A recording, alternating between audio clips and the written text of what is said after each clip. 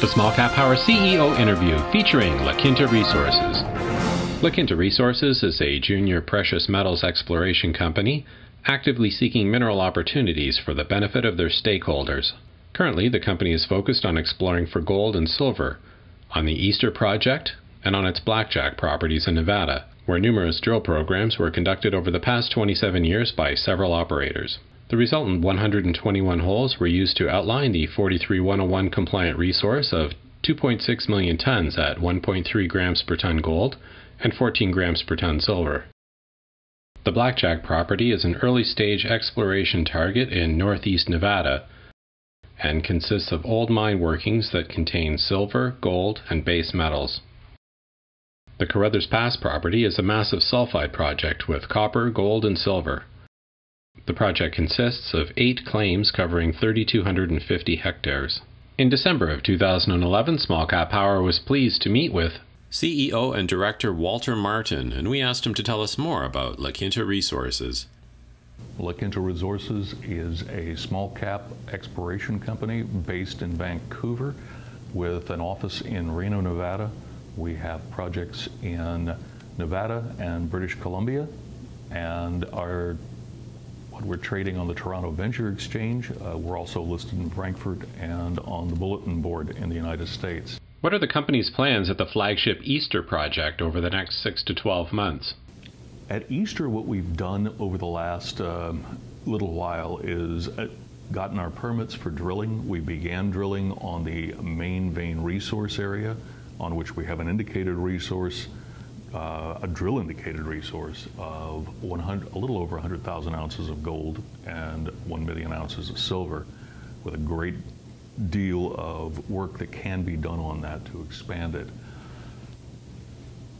What I thought was a wise thing to do as we were in the midst of this program was to stop and run three-dimensional geophysics across this area. And so we are currently waiting for the 3D modeling to come to us or to be provided to us on the main vein area. At Easter during this past year, we've also found a new area to the west, a long strike of the system, with grades that are up to about 0.3 of an ounce per ton gold. In outcrop that were undrilled, 10 grams per ton, for those of you who are in metric. The exciting thing about this is that there were a couple of old sample tags on it and no drill holes at all. We've now gotten permits to drill that area. I've pushed drill pads into the site, and we will begin working on that this upcoming fall. How does the geology at Easter compare to some of your neighbors? The Ken Snyder mine and the Easter project are in similar types of rock. They're in similar ages of rock. They're in different areas of the state of Nevada. Easter's in the very southeastern area of Nevada, and the Ken Snyder is northwest of the Carlin Trend. The vein mineralization is almost identical. They're what are called low sulfidation epithermal gold-silver systems. Basically, these were deposited from hot springs. So they're fossil hot springs systems. They're about the same age. Both the vein mineralization is and the age of the rocks. Of importance is that the geochemistry is very similar in these two systems. What we hope to find at Easter is a deep portion of the system that looks like that's analogous to Ken Snyder. The surface area bears a great deal of resemblance to what the surface that Ken Snyder looked like prior to the discovery of the deeper mineralization that's called bonanza style mineralization. It's enriched gold and silver with much higher grades and much richer types of mineralization. At Easter, we have not discovered that yet, but our three-dimensional modeling using IP and our identification of what appears to be an intrusive, a buried intrusive at the project is, I believe, a very good start to identifying such a system and where it might be. The Easter property has already been explored in the past. How do you think that this exploration work can help La Quinta today? The prior work that was done by a number of operators over 25 years generated a database of drill information in the main resource area that truly gave us an idea of what the system would look like at depth, what the types of mineralization were that occur there.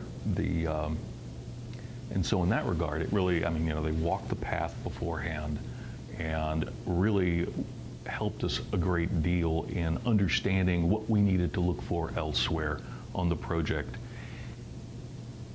At Easter, the main resource area has only been, the resource itself has only been identified down to 400 feet, but there are much deeper pierce points on that vein that are as deep as 1,700 feet below surface.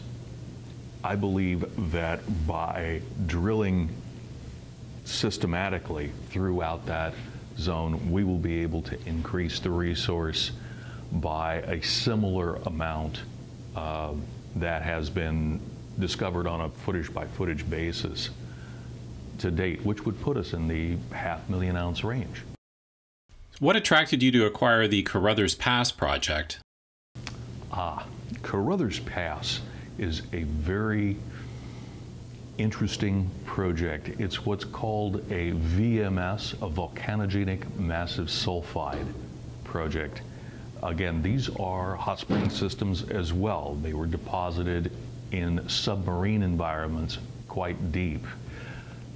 The benefit of VMS systems is that they tend to have very high unit value material, so they can be mined in almost any portion of the world where they're found. Fortunately for us, we've found values that would justify following on with additional work there. They're quite, what we've drilled this year has been quite rich. And I believe that the VMS system there, although these tend to be smaller deposits than big open pit copper mines, for example, big porphyry coppers, or Carlin style gold systems, the value of the rock is much more condensed and much higher. So we have a far more compact mine, if you will. You recently announced some positive drill results from this property. Could you share these findings with our viewers? Yes, the drill results that we encountered that were almost 14% zinc, 14% copper and 6% zinc, roughly 5 ounces per ton silver, and almost, well, let's see, 0.06 to 0.1 ounces per ton gold were found in a slab in a talus slope immediately down from a cliff. We drilled on top of the cliff and used geophysical techniques to model where we might go to find that in place. And the responses that we found in our geophysics suggest that we have found that locality. We will be testing that this coming year. It is a program that's already permitted.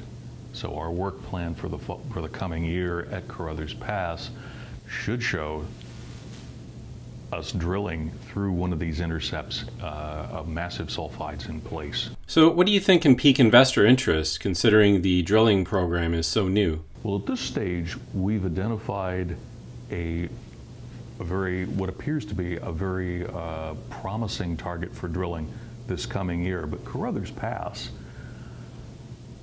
is of interest also because the deposits are the massive sulfide bodies, although they're smaller in size, tend to occur in multiple bodies around a locality. So if we find one, it's very likely that in that area we're going to find several of them. A similar analog to Carruthers Pass would be the Greens Creek deposit being mined by Hecla in Alaska. And similarly, they have a number of ore bodies they've identified and have mined over the years that are grades that are very close to what we're seeing at Carruthers Pass, and multiple deposits that can be mined over a period of 20 years would indeed be a very valuable find for our shareholders. Can you tell our viewers about the Blackjack project? The Blackjack project has a potential for hosting a replacement, or mantos it's called, style of mineralization we have veins at Blackjack that are hosted in limestone. Underlying that system is a shale bed. Typically across the western United States, we find replacement deposits along such a contact, at the contact of a shale with a limestone, if there is a mineralizing system in the area. At Blackjack, we have grades that are as high as 90 ounces per ton. Historic production, those are in individual grab samples. Historic production out of Blackjack has been small scale. It was owned by an individual for many years, and when he died, his heirs didn't maintain it. We acquired it from the prospectors who did pick it up afterwards. The Blackjack project has, we've just run IP on it this year, another geophysical survey measuring the electrical responses underlying the surface, and have identified a very strong responder that has a morphology suggestive of a manto style of mineralization, where we would expect to find massive sulfides, again, hosted at the contact of the shale with the limestone. This has never been tested in that area. And the exciting part of that is that if we have grades that are close to historic production grades, and if the entire response zone is metallized such as that, we'll have a body that could be as large as 2 or 3 million tons. So what would you consider your strongest achievement in the last 12 months? Strongest achievements in the past 12 months would be completion of geophysical surveys on all 3 projects, 2 of which will give us 3-dimensional models. That would be at the Easter project and at Carruthers Pass. We've identified targets that are drillable targets on all 3 projects and have permits in place to drill 2 of them, and permits that we've applied for to begin developing the 3rd, and the 3rd is the Blackjack project. What else have we done? We've found a zone that extends the vein system at Easter at least half a mile to at least half a mile beyond the existing resource. This is exciting for me because it means that the system has a great deal more strength than had previously been identified. All the prior operators focused on one small area and did their drilling there with limited work in the outlier areas, most of which was unsuccessful. We've identified a viable target to the west and extended the system a good 3,000 feet. So I'm quite excited about that. It really helped to highlight our postulate that that might be the case there, and so we've achieved that. What are some key short-term catalysts that investors can look for from the company? We are going to start a drilling program at Easter in mid-November of 2011. I would think a catalyst from that would be that we have success in defining strong grades at our west vein target, which is our western extension. I think additionally we have drill results pending for Carruthers Pass. Identification of a different zone at depth is possible in those drill results due to the presence of copper sulfides in the drill core at depth in a totally different zone. I think that would be another catalyst towards encouraging investors to have a strong look at the company. And I think that ultimately next summer, our drill programs that we will have underway and our exploration work that we will be doing at Blackjack will also give some very positive results.